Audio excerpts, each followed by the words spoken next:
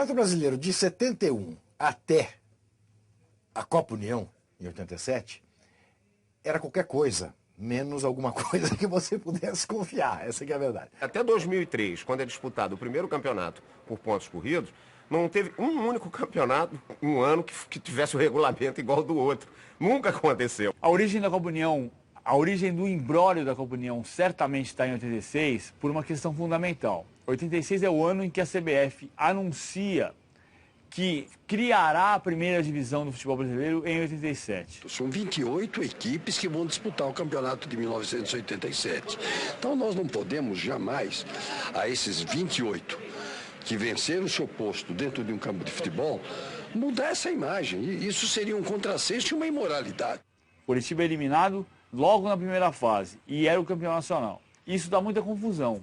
Nós não podemos concordar que um clube se diferencie dos outros, dos demais, através da medida judicial. Os clubes se negam a jogar com o Curitiba.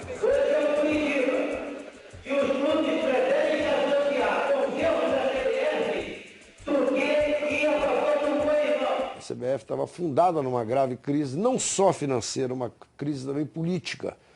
Porque o Otávio era o presidente, mas havia um vice-presidente que mandava tanto quanto ele, que era o Nabi Abichedid. A direção da CBF não tinha mais força nenhuma, nem perante a opinião pública, nem política, nem com as instituições, estava defasada. Até o momento que, pelo tamanho, inchaço do campeonato, o próprio presidente então, da CBF, Otávio Pinto Guimarães, declarou que a CBF não tinha condição financeira de realizar o Campeonato Brasileiro de 87. A CBF desistiu de fazer o Campeonato Brasileiro de 87. Comunicou aos clubes que não tinha caixa para fazer. Porque a loteria esportiva que financiava as viagens e estadia dos clubes vinha caindo muito, até por problemas de credibilidade. Liguei para o Carlos Miguel e falei, olha, está na hora de agirmos, não é? O poder, foi a minha frase, está rolando na rua, é de quem pegar. Ah, você tem uma ideia? Eu falei, tem. Vamos fundar uma entidade nossa, uma corporação nossa, e vamos tentar fazer um campeonato nosso e vender isso. Porque eu tenho certeza que a hora que você colocar o grosso da torcida brasileira em torno de um campeonato, as emissoras de televisão vão se interessar. 12 clubes, São Paulo, Palmeiras, Santos, Corinthians, Flamengo, Fluminense, Botafogo, Vasco, Cruzeiro, Atlético, Grêmio, Internacional. E chamarmos o Bahia, que é um clube de expressão nacional. Para não ficar tão sulista, trouxeram do Nordeste. União dos grandes clubes brasileiros, que a imprensa deu o apelido de Clube dos 13. Hoje, no Rio, o Clube dos 13 entregou o documento com as decisões ao presidente da CBF, Otávio Pinto Guimarães. Que não dá mais para os clubes viverem da forma como está. É um problema daquilo que a gente dizia há pouco ao presidente Otávio, chamado estado de necessidade. Quer dizer, ou você vai fazer o futebol forte e rentável ou não vai fazer futebol, porque não podemos mais pagar para jogar. E a partir do momento em que os clubes tiveram a possibilidade de organizá-lo, resolveram fazer um campeonato super enxuto, com 13 times que formavam o chamado Clube dos 13, mais 3 convidados. Nessa articulação, eles diziam para mim, seja campeão. Eu digo, por que seja campeão? Eu não sabia por quê. É porque ele ia convidar o campeão de Goiás, o campeão do Paraná e o campeão de Pernambuco. Santa Cruz foi campeão pernambucano, Goiás foi campeão goiano e o Curitiba foi campeão paranaense. Então ele chamou os 3, que junto com os 3 tem uma Copa União com 16 clubes. Toda situação de ruptura faz alguma injustiça. E no caso, foram injustiçados Guarani e América, né? Que pelo que tinham conquistado no ano anterior, mereceriam estar no ano seguinte. Mas ao mesmo tempo, segundo o critério que foi adotado do ranking nacional de clubes, não estavam. Claro que, essencialmente, a razão não foi essa, não vamos ficar aqui dourando a pílula. A razão foi que não tinha massa torcedora. O caminho que nós enxergávamos, pelo menos, era um torneio de elite, no sentido de você poder trazer para o futebol o que ele não tinha, que era organização e dinheiro. O esporte é elitista na acepção da sua palavra. Só compete os melhores. Aí nego diz, um movimento de elite? Elite com 95% da torcida brasileira? Então qual é o teu conceito de elite, qual é o teu conceito de massa? Esse desejo de se elitizar o campeonato, talvez, ele tenha despertado também a ira daqueles que ficaram de fora do bolo. Nós sofremos muito no esporte na época. Eu lembro que do presidente ao roupeiro, passando pelos jogadores, pelo corpo diretivo,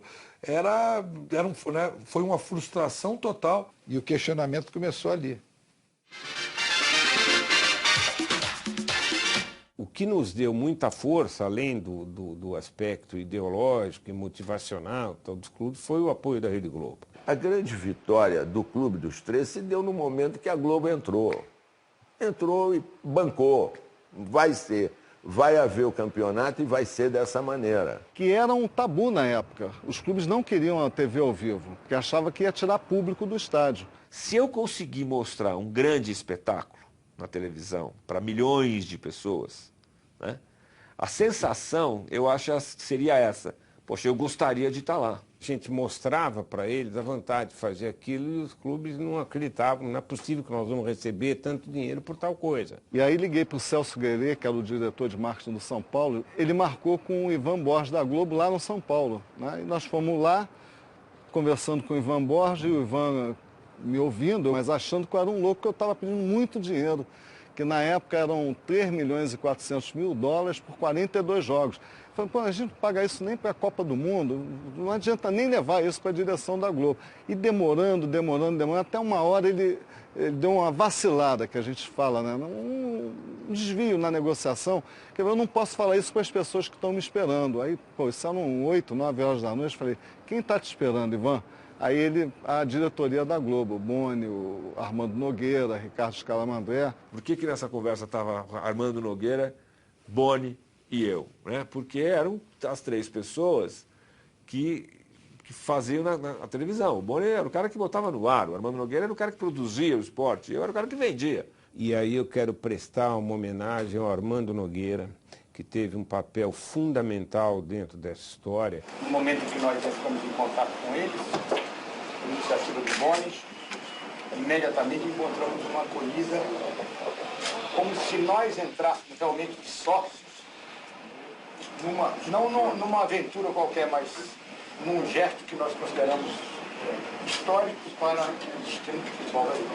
Vamos fazer o possível para que essa ideia venha. Fazer o possível. E anuncia-se que o Dr. Roberto Marinho, pela primeira vez, viria assinar, seria ele a assinar pela Rede Globo de televisão.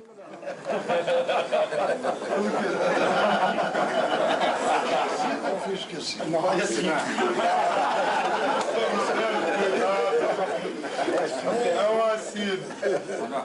Os contratos de televisão passaram a ser firmados direto com o Clube dos 13. Mas não ficou liberto ainda da questão da parte do regulamento. Não, do regulamento. Porque o regulamento é fundamental na competição. Quando a CBF se dá conta da bobeada que tinha dado. E que aquilo significaria perder o controle do futebol brasileiro. Porque o eixo principal dessa disputa é quem fica com o comando financeiro disso. Quando a CBF percebeu que nós não íamos ter retorno, ou era do nosso jeito ou não tinha outro, e ela pegou os mesmos patrocinadores nossos e montou um outro grupo de 16. Então criou 2 módulos, né? Um que ela chamou de módulo verde e um que ela chamou de módulo amarelo. Para nós não fazia diferença nenhuma, podia ser módulo, a cor que fosse. O importante é que aqueles 16 era a Copa União e o outro era um outro. Era uma maneira delicada, não ofensiva, de dizer primeira divisão e segunda. Gabi, quando é que começa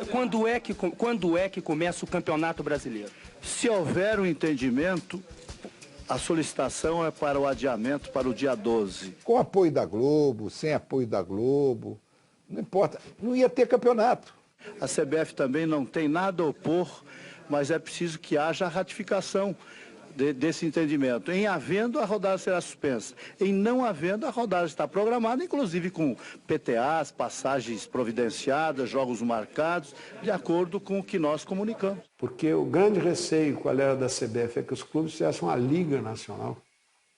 Não só, então, um clube dos 13, mas uma liga nacional que fosse ela se organizar independente da CBF, como na Europa se faz. Houve um acordo e, em função desse acordo, amanhã à tarde, o presidente Eduardo Augusto Viana da Silva irá me trazer as disposições regulamentares e a nova tabela que as federações acham que deva prevalecer para o Campeonato Brasileiro, pelo menos no tocante ao módulo verde. Veja agora, se ligue você, como vai ser o regulamento para os módulos verde e amarelo.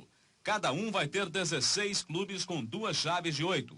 No primeiro turno, os times de cada chave jogam entre si. No retorno, os grupos se cruzam. A disputa entre os 2 primeiros colocados, do grupo verde e do grupo amarelo, no ano que vem, não pode caracterizar um supercampeonato? É para decidir quais são os representantes da Libertadores da América. Para definir os representantes do Brasil na Taça Libertadores da América, vai haver no ano que vem um quadrangular com os 2 primeiros colocados dos módulos verde e amarelo. O campeão e o vice do quadrangular representam o Brasil na Libertadores. E não pode se encarar também como uma decisão para saber quem é o campeão brasileiro, na verdade? Não, porque está claro que vai ter o campeão brasileiro do módulo verde, o campeão brasileiro do módulo amarelo, o campeão brasileiro do módulo azul e o campeão brasileiro do módulo branco. Foi uma vitória do grupo dos 13? Foi uma vitória do futebol. E, portanto, uma vitória do grupo dos 13? Acho que foi a vitória do futebol. A CBF, um belo dia, chama-nos para assinar um regulamento. Porque o campeonato estava rodando, a bola estava correndo, os pontos estavam sendo tomados, e não tinha um regulamento. Vai assinar, tal. Fim de tarde, Rio de Janeiro, 7 horas da noite, todo mundo querendo voltar para casa. Márcio Braga tinha um compromisso fora, não me lembro o que era. Tal. Então, Eurico, você vai representar a gente. Eu nunca fui para lugar nenhum com ordem expressa de ninguém. Eu era vice-presidente do Clube dos 13. Tratei aqui das coisas como era. Essa história dele querer atribuir que eu fui com ordem. Que ordem? Desde quando eu recebi ordem de alguém para fazer alguma coisa em matéria de esporte? Nunca aconteceu nada disso comigo. Nos trai, né, típico do Eurico, nos trai e assina um documento onde ele faz aceita o cruzamento do módulo verde com o módulo amarelo. Ou seja, o campeão brasileiro seria quem vencesse uma partida final entre o módulo verde e o amarelo. Nós ficamos absolutamente possessos, porque para nós o campeonato brasileiro era o módulo verde. Se eu fui para uma reunião representando o Clube dos 13, foi com poderes para decidir o que era o melhor e qual era a situação. E eu decidi que o melhor era aquilo. Aí vão dizer hoje foi culpa do Eurico, o Eurico assinou pro lado do pano. Eu não acredito. Acho que o Eurico fez o que todo mundo sabia que ia fazer para ter, porque senão não tinha campeonato, foi logo depois da primeira rodada. Que havia o risco do campeonato não seguir, do campeonato parar. Em benefício do campeonato seguir, tudo bem. No final vai ter o cruzamento. O que fazer? Estava assinado, ele tinha poderes para nos representar, nós demos poderes para a pessoa errada. O arrependimento não ia resolver o problema.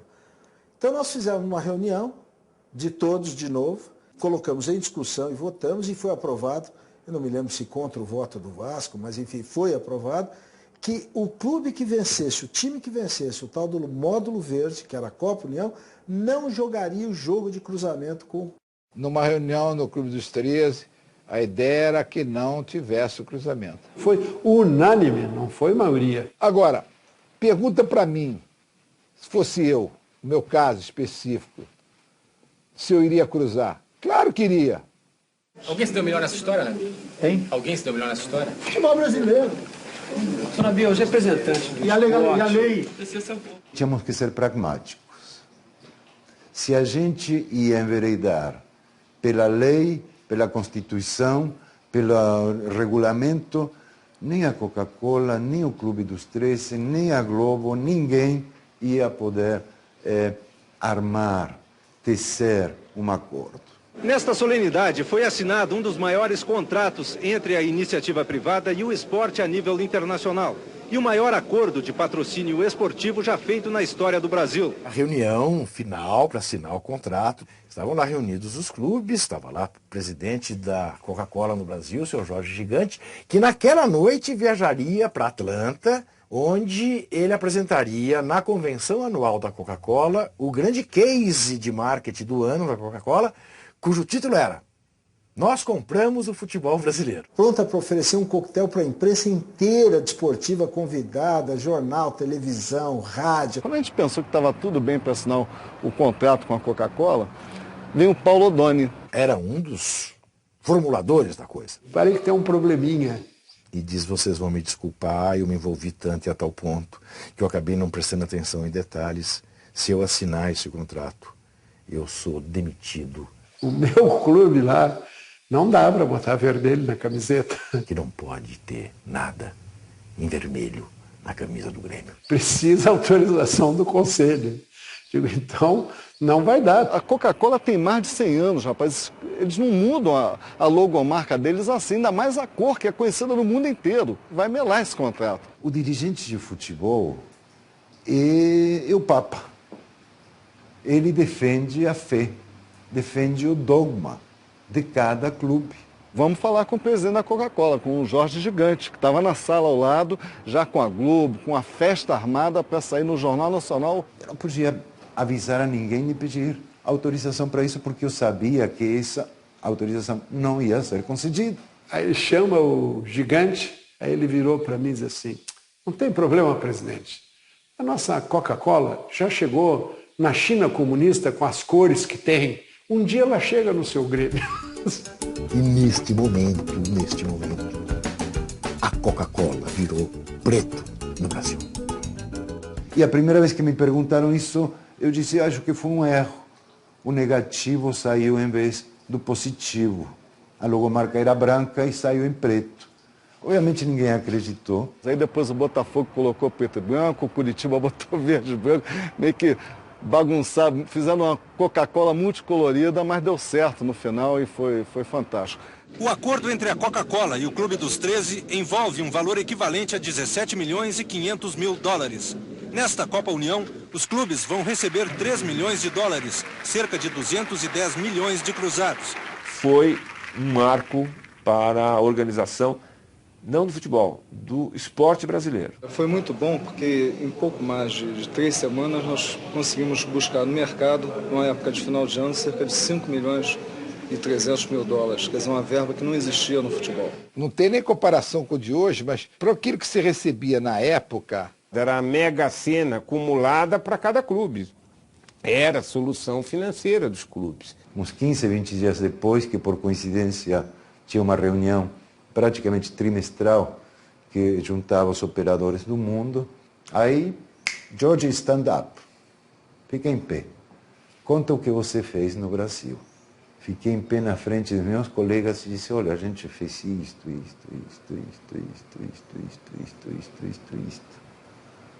Obrigado. E aquela salva de palmas em pé de uns 50 executivos do mundo inteiro, olha, valeu tudo.